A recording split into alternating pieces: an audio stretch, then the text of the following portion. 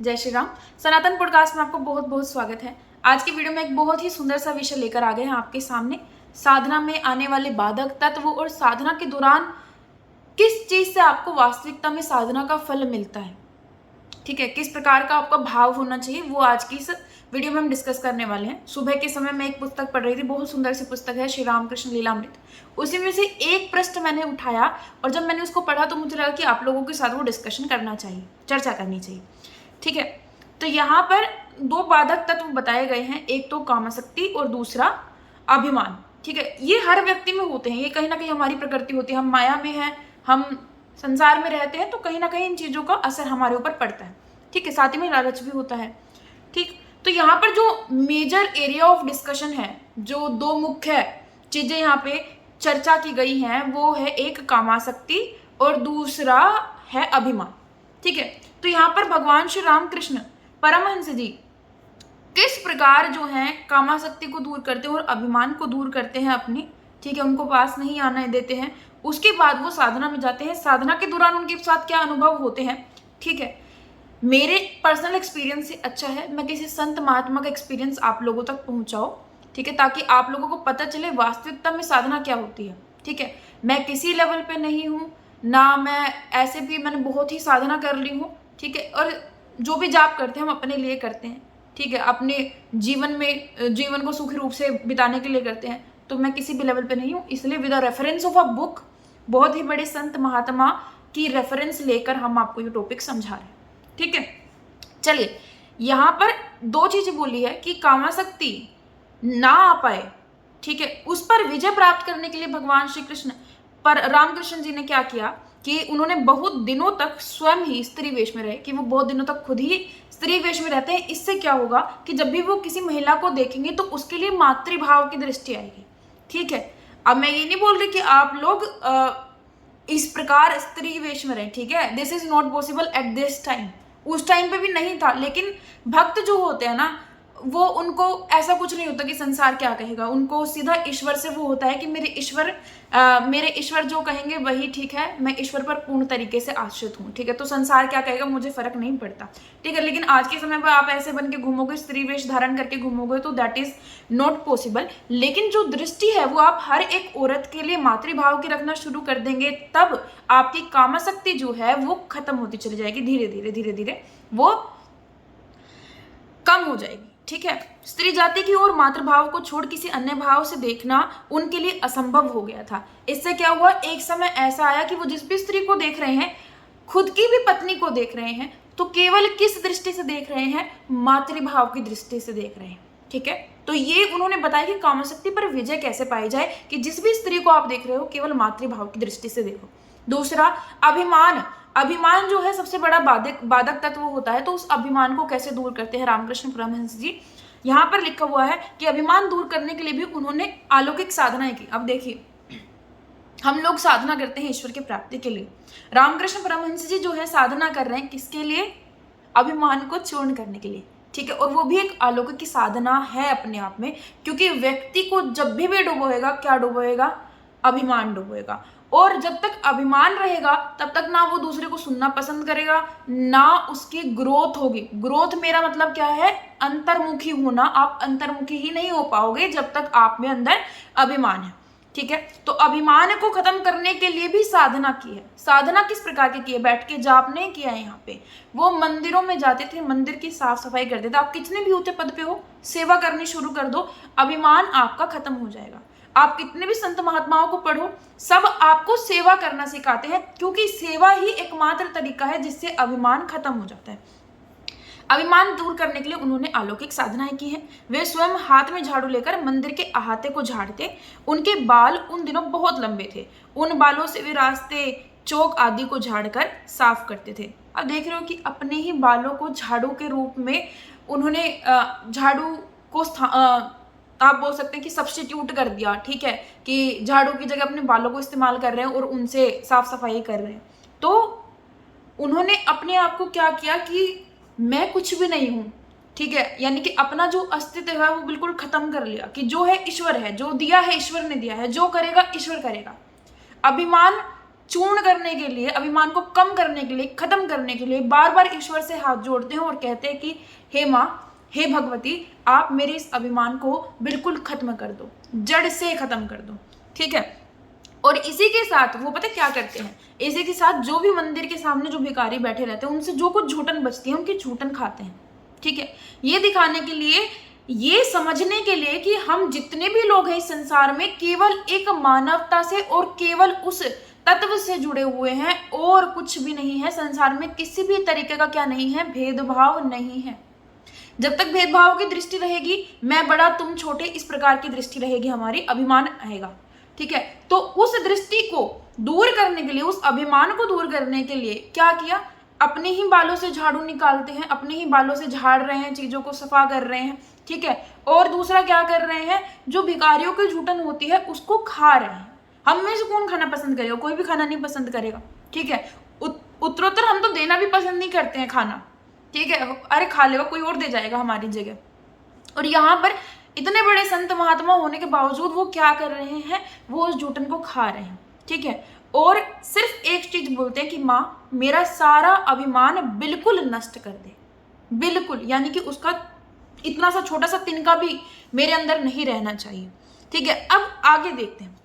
ऐसी अलौकिक साधनाओं से उनका अहंकार समूल नष्ट हो जाता है, मतलब पूर्ण तरीके से नष्ट हो जाता है। एक कामासक्ति नष्ट हो गई जब मातृभाव रखा।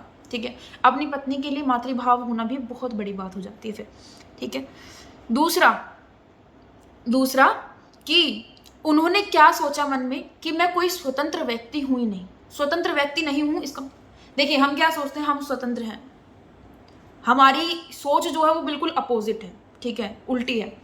हम क्या सोचते हैं कि हम स्वतंत्र हैं, क्या वास्तविकता में हम स्वतंत्र हैं? आप जो कर रहे हैं क्या वो खुद की मर्जी से कर रहे हैं? ठीक है, हमें लग रहा है केवल हम खुद की मर्जी से कर रहे हैं। वास्तव में जो होना है वो हो रहा है, चाहे किसी भी प्रकार से हो रहा हो। यहां पर रामकृष्ण जी ने ये दृढ़ धारणा कर ली कि मैं कोई स्वतंत्र व्यक्ति हूं ही नहीं। एक धारणा करना और एक दृढ़ धारणा करना बहुत बड़ी बात होती है, दोनों में बहुत अंतर है। ठीक है, दोनों में बहुत बड़ा अंतर है। उन्होंने धारणा की कि मैं कोई स्वतंत्र व्यक्ति हूं ही नहीं, केवल मां जगदम्बा के हाथों की कठपुतली हूं। मुझे केवल चलाने वाला कौन है? मां है। ठीक है। तो जब भी आप साधना करने बैठ रहे हैं, सबसे बड़ी साधना तो क्या हो गई? अपनी कामासक्ति को दूर करना, दूसरा अपना अभिमान खत्म करना। ठीक है। कोई व्यक्ति बहुत ऊंचे पद पे है, किसी के भी सामने झुक रहा है, समझ जाओ उसमें अभिमान नहीं है। ठीक है। एक दिखावे के लिए भी होता है, एक नेचुरल एक इंसान होता है, वो आपको पता लग जाता है, इतनी समझ सब में होती है। ठीक है। अब उन्होंने दूसरा पूर्ण समर्पण कर दिया कि मेरे हाथ में कुछ नहीं, मैं तो वैसे भी स्वतंत्र नहीं हूं। ठीक है। मैं कौन हूं? कमाने वाला, खाने वाला, ये करने वाला, किसी का वो करने वाला, कोई भी नहीं हूं मैं। सब जो करता है ईश्वर करता है। इस प्रकार का एक दृष्टिकोण लेके आ गए। ठीक है। उन्होंने उस धारणा को दृढ़ कर लिया। हमारी धारणा भी धीरे धीरे दृढ़ होती है। ठीक है। एकदम से ऐसे बहुत ज्यादा तीव्रता से हम दृढ़ नहीं कर सकते। हाँ, कोई बहुत बड़ा मतलब कोई बहुत ही विश्वास करता है ईश्वर में, तो उनकी तो धारणा अपने आप ही दृढ़ हो जाती है। लेकिन हमारी जो सामान्य मनुष्यों की धीरे धीरे धारणा दृढ़ होती है। ठीक। तो दृढ़ धारणा हो गई कि मैं कोई स्वतंत्र व्यक्ति नहीं हूं, जो भी कुछ हो रहा है मेरे साथ वो मेरी माँ कर रही है। मैं माँ जगदम्बा के हाथों की कठपुतली हूँ। हमें भी यही समझना चाहिए, हमें भी यही सोचना चाहिए कि हमारे साथ जितनी भी घटनाएं हो रही है, ठीक है, वो माँ जगदम्बा कर रही है या हमारे पिता परमेश्वर पिता कर रहे हैं। ठीक है, परम पिता कर रहे हैं, और वो हमारा बुरा तो करेंगे नहीं, सीधी सी बात है। ठीक है। तो पूर्ण समर्पण कर देना ईश्वर पे, यहां पर ये दर्शाता है। इन सब साधनाओं से यह स्पष्ट हो जाता है कि उस समय उनके हृदय में ईश्वर प्राप्ति के लिए तीव्र व्याकुलता थी, और किसी कार्य के करने का निश्चय होते ही उसे पूर्ण करने के लिए वे मनसा वाचा कर्मणा कितना प्रयत्न करते थे। और साथ ही यह भी समझ जाता है कि दूसरे से विशेष सहायता पाए बिना केवल उनके हृदय की व्याकुलता के बल पर उन्होंने किस प्रकार जगदम्बा का दर्शन किया था। तो साधना में केवल आपको एक ही चीज चाहिए, हृदय की व्याकुलता चाहिए, है ना, और कुछ आवश्यक है ही नहीं। अब पता नहीं कि लोग किस किस चीज के बारे में बात करेंगे, किस किस चीज के बारे में आपको बताएंगे, लेकिन आपके हृदय में इतनी व्याकुलता हो, ठीक है, कि आपको लगे कि बस अब तो राम के बिना मैं जी भी नहीं सकता, राम के बिना मैं श्वास भी नहीं ले सकता, ईश्वर के बिना मुझे कुछ प्राप्ति नहीं, इस प्रकार की इतनी तीव्र व्याकुलता होनी चाहिए कि आप कुछ भी करने के लिए तैयार हो रहे हो। ठीक है, कुछ भी करने के लिए तैयार हो रहे हो, मतलब समझ रहे हैं आप, इतनी तीव्र व्याकुलता होती है। जैसे एक पत्नी अपने पति के लिए कुछ भी करने को तैयार होती है, उसी प्रकार का संबंध आपका ईश्वर के साथ होना चाहिए। ठीक है, या एक पति अपनी पत्नी के लिए कुछ भी करने के लिए, जीने मरने के लिए तैयार होता है, उसी प्रकार आपका संबंध ईश्वर के साथ होना चाहिए। जितनी व्याकुलता आप भौतिक रिश्तों में लगा रहे हैं, उतनी व्याकुलता अगर ईश्वर की तरफ लगा दी जाए, ठीक है, वो ही वास्तविक साधना है, वास्तविक साधना है। ठीक है, तो इस प्रकार जब वे अपनी साधनाओं का प्रत्यक्ष फल प्राप्त कर चुके, तद उपरांत वे अपने अनुभवों को गुरु वाक्य और शास्त्र वाक्यों से मिलाने के लिए तत्पर हुए। ठीक है, अब एक मैं व्यक्ति हूं जो शास्त्र वाक्य यानी कि मैं आपको पढ़ के बता रही हूं। रामकृष्ण परमहंस जी ने क्या किया, बिना कुछ पढ़े, बिना कुछ देखे, उन्होंने मनसा कर्मणा और वाचा, मन से, कर्म से और वाणी से दृढ़ संकल्प धारण कर लिया। एक व्याकुलता, तीव्र व्याकुलता ईश्वर की तरफ हो गई, तो ईश्वर प्राप्ति हो गई। अब उनको जो अनुभव हुए, ठीक है, वो अब किताबों से मिला रहे हैं। मुझे जो अनुभव हुए, ठीक है, वो खैर मेरा पर्सनल लेवल है कि मैं मिला चुकी हूँ वो ऑलरेडी, क्योंकि हम तो, ठीक है, तो इस प्रकार से हुआ कि उन्होंने पहले अनुभव प्राप्त किया, फिर उनको गुरु वाक्य से कि गुरु क्या कह रहे हैं और शास्त्र क्या कह रहे हैं, उनसे उन अनुभवों को मिला रहे हैं। हम क्या करते हैं, हम उल्टा करते हैं, पहले हम पुस्तक पढ़ते हैं, उसके बाद हम अनुभव करने की कोशिश करते हैं। ठीक है, तो अब जब वो मिला रहे हैं उन अनुभवों को, तो बिल्कुल जो है समान है। ठीक है, मतलब सेम टू सेम उनको अनुभव हुआ है। यहाँ पर एक बात रामकृष्ण जी बहुत गूढ़ बात कहते हैं। क्या कहते हैं कि त्याग और संयम के पूर्ण अभ्यास द्वारा, दो चीजें अनिवार्य हैं, त्याग और संयम के पूर्ण अभ्यास द्वारा साधक जब अपने मन को पूर्ण वशीभूत करके शुद्ध और पवित्र बन जाता है, तब उसका मन ही उसका गुरु बन जाता है। ठीक है, मेरा मेन मुद्दा यही था कि मैं आपको ये चीज समझा सकूं कि ये जो पंक्ति है, ये जो आखिरी पंक्ति है, ठीक है, जो भी लोग इस वीडियो को देख रहे हैं, इसको समझने का एक बार कोशिश करना कि आपका मन ही सब कुछ है।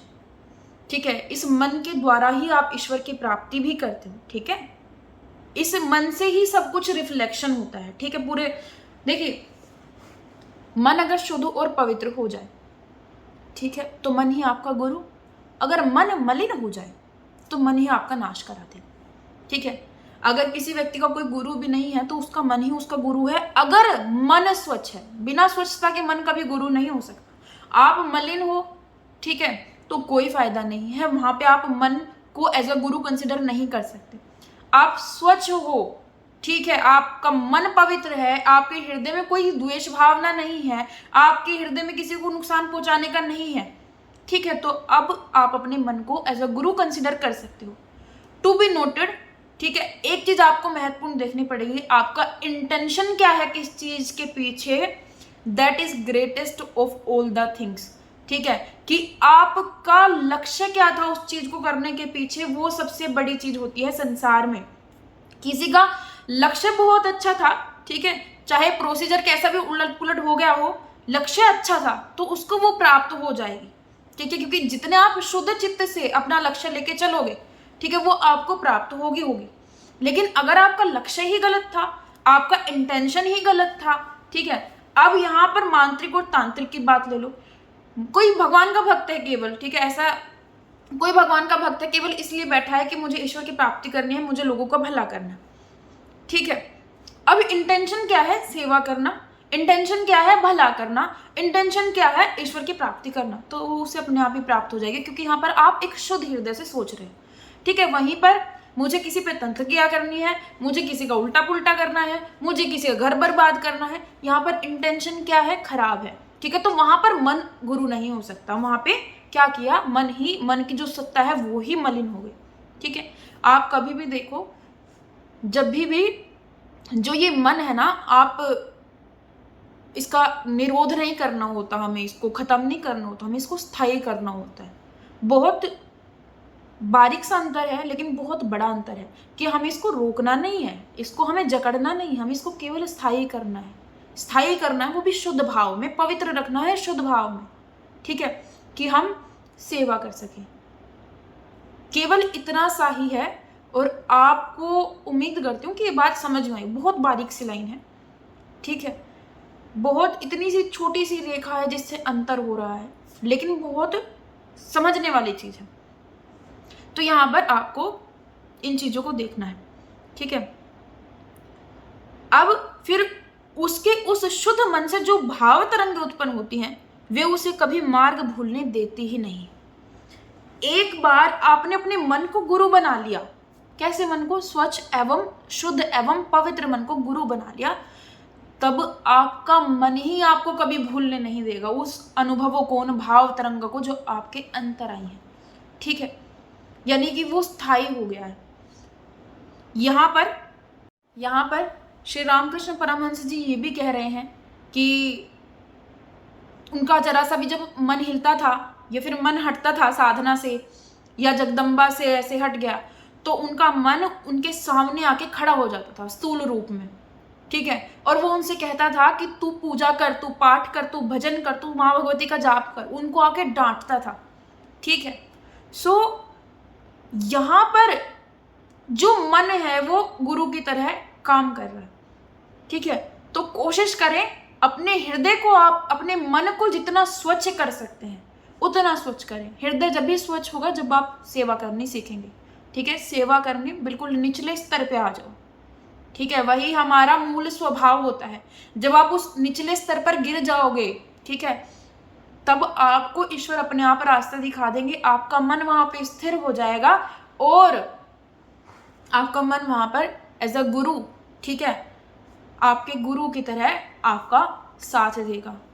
अगर हृदय ने साथ नहीं दिया, ठीक है, बुद्धि में तो तर्क आते हैं, हृदय में मन जो आपकी आत्मा होती है उसमें ऐसा कोई तर्क नहीं होता, ठीक है। विवेक में कोई तर्क नहीं होता है, ठीक है। वो स्वच्छ शुद्ध, स्वच्छ का मतलब मेरा शुद्ध ही है, ठीक है।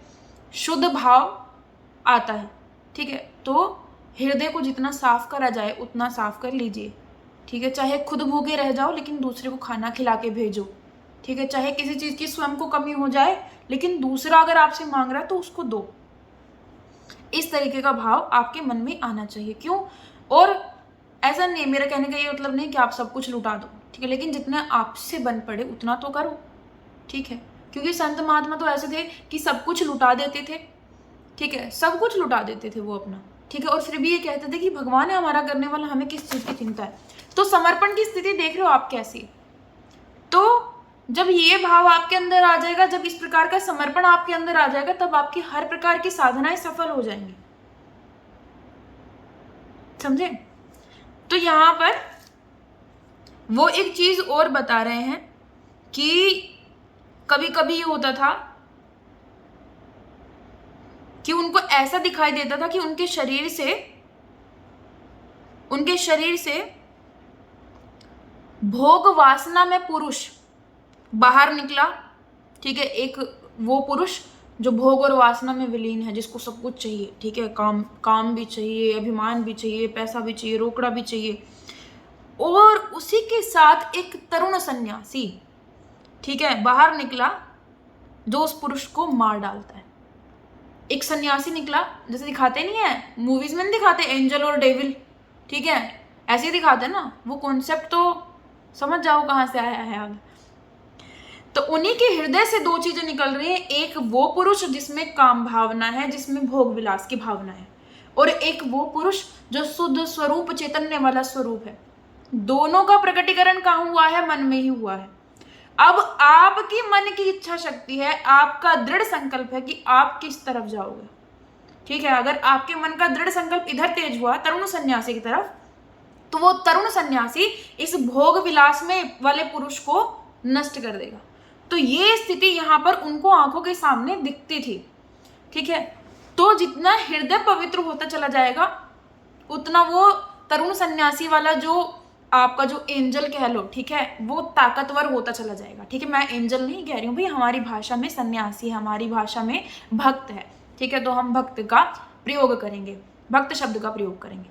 ठीक है, मैं जितने भी अंग्रेजी शब्द इस्तेमाल करती हूँ, ठीक है, ऐसा नहीं मुझे कोई बैर है, कोई बैर नहीं है, भाषा तो भाषा है, ठीक है, कोई सी भाषा बोल लीजिए, आप लोगों को बस समझ में आना चाहिए कॉन्सेप्ट, ठीक है। तो यहाँ पर अपने मन का वो भाव दृढ़ कर दो जो बहुत अच्छा है, समझ रहे हो, अपने मन का वो भाव ऊपर ला दो जिससे आप भला कर सकते हो, जिससे आपके अंदर बहुत सुंदर भाव आए, ना कि वो जो राक्षस है, समझ रहे हो। तो ये दोनों भाव मन में ही है, और मन के दृढ़ संकल्प पे ही सब कुछ निर्भर करता है कि आप इस तरफ बढ़ोगे या इस तरफ बढ़ोगे, यानी कि आप सन्यासी की तरफ बढ़ोगे या फिर आप उस भोग विलास वाले पुरुष की तरफ बढ़ोगे। तो ये कुछ कह रहे हो, कुछ लाइन, कुछ पंक्ति हैं केवल इस पुस्तक की, जिससे आप इतना गूढ़ ज्ञान जो है ले सकते हो। मेरा उद्देश्य केवल इतना था कि आप तक मैं पहुंचाऊं कि साधना में जो अनिवार्य चीजें हैं वो क्या हैं, ठीक है। और साधना जब आप लोग कर रहे हो तो सबसे ज्यादा ध्यान देने वाली चीज क्या है, ठीक है, साधना कैसे सफल होगी, ठीक है। साधना सफल करने का, अगर आपको कोई भी साधना सफल करनी है, ठीक है, तो एक ही भाव रखो अपने हृदय में कि जो है कि जो पूर्ण समर्पण का भाव है एक वो, और दूसरा ये अपना अभिमान आप धीरे धीरे खत्म करने की कोशिश करो, ठीक है। जब आप सेवा करने लग जाओगे तब अभिमान अपने आप नष्ट होता चला जाता है। कुछ भी सेवा कर लो, ठीक है, कुछ भी, और जिस दिन आप सेवा करने लग जाओगे, जिस दिन आपका अभिमान कम हो जाएगा, जिस दिन आप शांत हो जाओगे, उस दिन आपको अपने आप जीवन में भी, वैसे भौतिक जीवन में भी अपने आप प्रगति मिल जाएगी, ठीक है।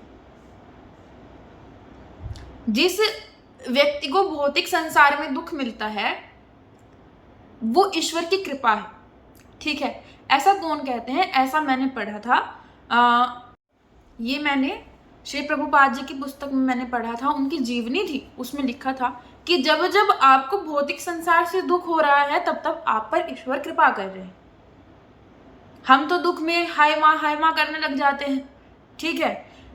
तो जब ऐसा हो रहा है तो हमें ईश्वर की तरफ बढ़ जाना चाहिए। ईश्वर चाहते हैं कि आप उनकी तरफ बढ़ें, ठीक है, आप अपने आप को पहचाने, आप अंतर्मुखी हो जाए, ठीक है। अंतर्मुखी होना ही आपको स्वयं में बहुत शक्तिशाली बना देता है, ठीक है। किसी भी काम को ले लीजिए, ऐसा नहीं है कि केवल साधना है, साधना क्या, आप किसी भी काम को साध सकते हैं।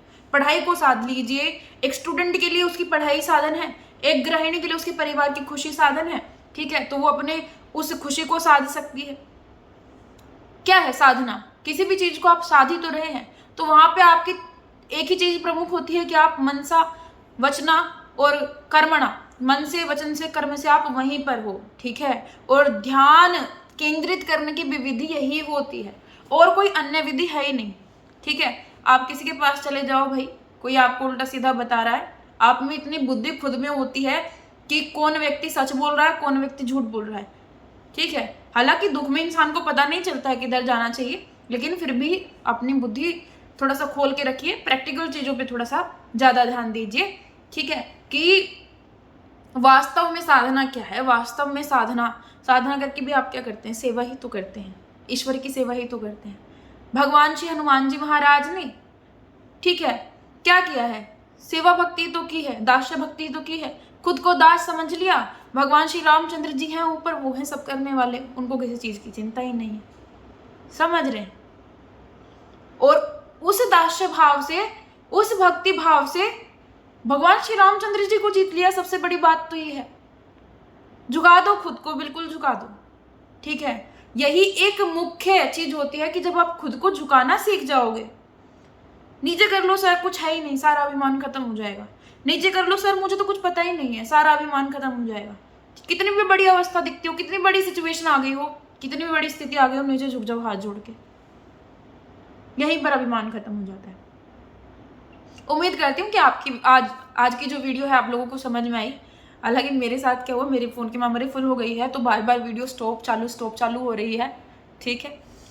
पर उम्मीद करती हूँ कि कॉन्सेप्ट आपको क्लियर हो गया है। आप सभी को जय श्री राम। आप सभी का वीडियो देखने के लिए बहुत बहुत धन्यवाद।